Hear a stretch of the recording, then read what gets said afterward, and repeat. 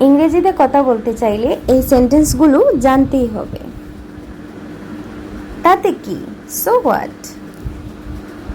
এটা আমার না, ইটস নট মাই।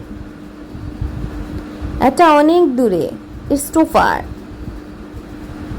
যেতে হবে, হ্যাভ টু গো। তাড়াহুড়ো করো না, ডোন্ট রাশ।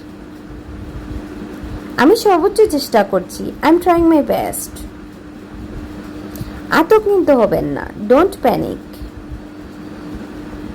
এটা হতে দাও, লেট ইট বি। আপাতত, ফর নাও। বাদ দাও, ইগনোর ইট। তুমি মিথ্যা বলছো, ইউ আর লাইং।